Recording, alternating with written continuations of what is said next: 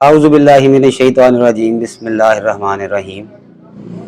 سیدنا کریم صلی اللہ علیہ وسلم یا حی یا قیوم۔ کسان دوستو، وقت آ گیا ہے جہاں پر گندم جو ہے وہ اب ہارویسٹ کی جا رہی ہے، گندم نکالی جا رہی ہے، اور گندم کی جگہ پر جو چیزیں اب کاشت ہونی ہیں کپاس ہے اور تل ہے۔ آج کا جو ہمارا ٹاپک ہے وہ تل کے اوپر بات کرنے کا ہے کہ تل کی کاشت کیسے کی جائے گی اور زمین کو کیسے تیار کرنا ہے، کون سی والی ورائٹی جو ہے تل کی زیادہ بہتر ہے، زیادہ موزوں ہے، اور نرم میرا رقبے اور پکے وٹ والی زمین میں ہم نے تل کو کیسے کاشت کرنا ہے، کیا طریقہ کار ہے، طریقہ کاشت کے اوپر ہمیں بات کرنی ہے۔ اور اس کے علاوہ ہم نے بات کرنی ہے کہ کیسے جو ہے تل کی پیداوار زیادہ سے زیادہ لی جا سکتی ہے۔ عمومی طور پر تل کو کاشتکار زمیندار جو ہے باقاعدہ ایک فصل سمجھ کر نہیں کاشت کرتا، جس کی وجہ سے جو ہے سیریس نہیں لیتا، تو اس کی پیداوار جو ہے خاطر خواہ کم آتی ہے، اتنی زیادہ نہیں آتی۔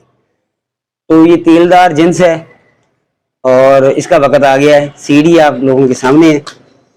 تو تل کی کئی ساری ورائٹیاں ہیں، میں نے آپ کے ساتھ 3-4 ہی ڈسکس کرنی ہے، زیادہ نہیں کرنی، جن میں TS05 TS05 ہے، TH06 ہے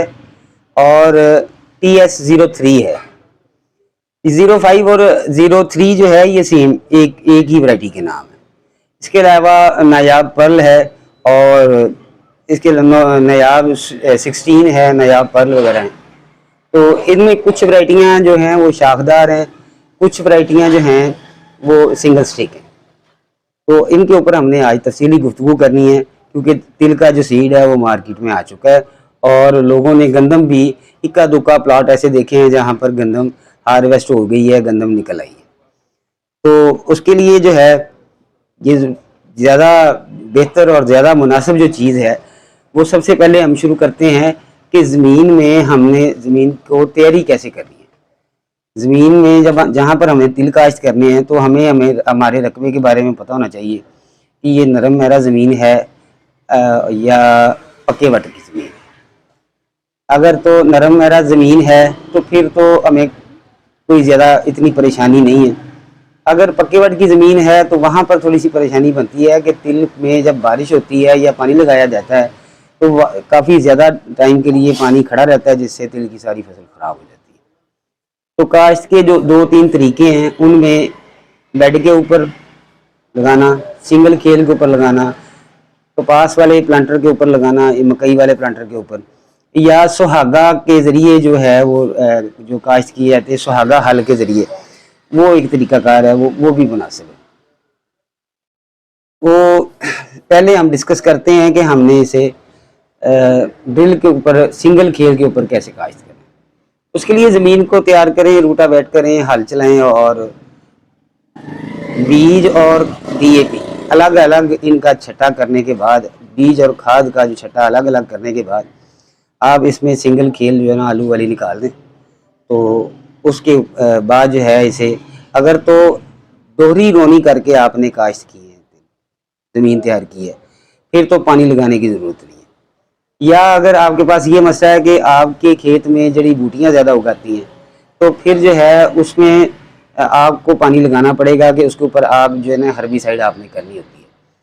اگر آپ کو ایسا لگتا ہے کہ نہیں اس میں جڑی بوٹیوں کا اگاؤ اتنا زیادہ نہیں ہوتا اور پانی جو ہے وہ آپ دوہری رونی کرنے کے بعد اس میں اگر آپ لگا دیں تو وہ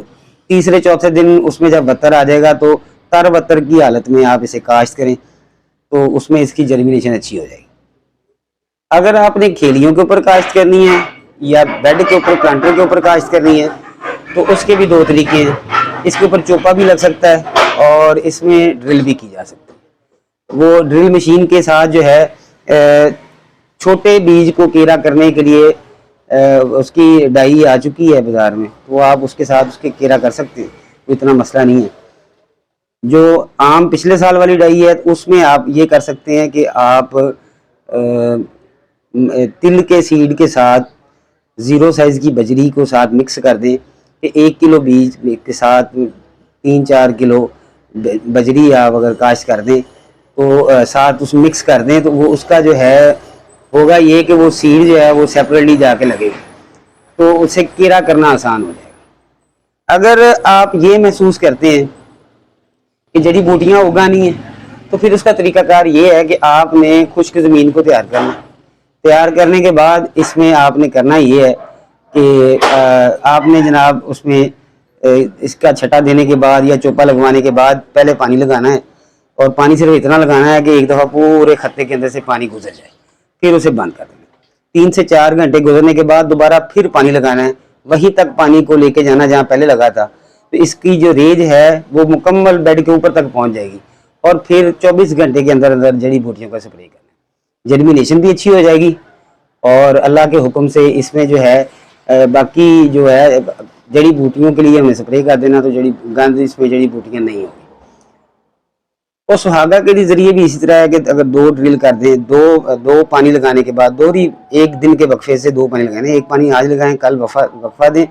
اگلے دن پھر پانی لگا دیں۔ دوہری جو ہے ڈبل پانی کرنے کے بعد 2 پانی لگانے کے بعد آپ اسے زمین کو چوتھے 5ویں دن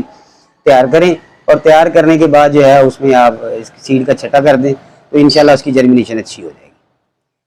اب یہ تھا ایک تیاری کا مرحلہ زمین کی تل کے لیے۔ اس کا فرٹیلائزر پلان اچھی پیداوار کے لیے اس میں 1 بیگ ڈی اے پی اور پوٹاش، یہ تیاری کے وقت جب آپ نے سیڈ کو لگانا ہے یا چھٹا کرنا ہے اس وقت دینا ہے، اور باقی جو ہے جیسے جیسے فصل بڑھتی جائے گی انشاءاللہ العزیز آپ لوگوں کے ساتھ فرٹیلائزر پلان مزید ڈسکس کریں گے، اور کون سی ورائٹی تل کی جو ہے وہ لگانی چاہیے یہ اس کا ہم ایک پارٹ 2 بنائیں گے، اس میں آپ کے ساتھ ڈسکس کریں گے۔ اللہ تعالیٰ آپ کو اور مجھے لوگوں کے لیے آسانیاں تقسیم کرنے کا شرف عنایت فرمائے۔ جزاک اللہ۔